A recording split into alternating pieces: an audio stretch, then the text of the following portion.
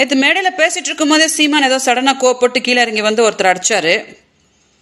அப்புறம் மேலே ஏறி போய் மீண்டும் சொன்னார், இந்த மாதிரி சலசலப்புக்கும் சத்தங்களுக்கும் அஞ்சுற திராவிட நரிகள் அல்ல நாங்கள் அப்படின்னு ஒரு வீரவசனம் பேசினாரு. சலசலப்புக்கும் சத்தங்களுக்கும் அஞ்சுற திராவிட நரிகள் அல்ல நீங்கன்னா, வலசராக்கம் ஸ்டேஷன்ல என்னோட கேஸுக்கு உங்களை விசாரணைக்கு கூப்பிட்டு அமிச்சாங்க இல்லையா?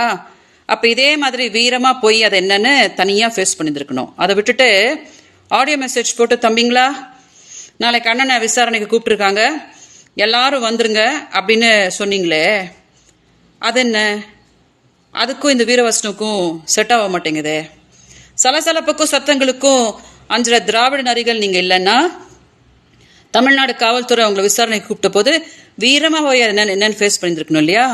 பயந்து ஓடி போய் எதுக்கு சுப்ரீம் கோர்ட்டில் ஸ்டே வாங்கிட்டு நீங்கள் இப்போ பண்ணிட்டு இருக்கீங்க? நீங்கள் தான் போய் ஸ்டாலின் சார் வீட்டில் போய் பம்பிக்கிட்டு அவர் என் அண்ணன், தயாளு அம்மா என்னோட அம்மா அப்படின்லாம் சொல்லிட்டு உறவு கொண்டாடிட்டு இருக்கீங்களே தவிர, அவங்க யாரும் உங்களுக்கு பயந்து அஞ்சு ஐயோ என் தம்பி அப்படின்லாம் யாரும் உறவு கொண்டாடிட்டு இல்லையே. அதனால இந்த வீரவசனம் என்ன அப்படின்னு எனக்கு புரியவே இல்லை.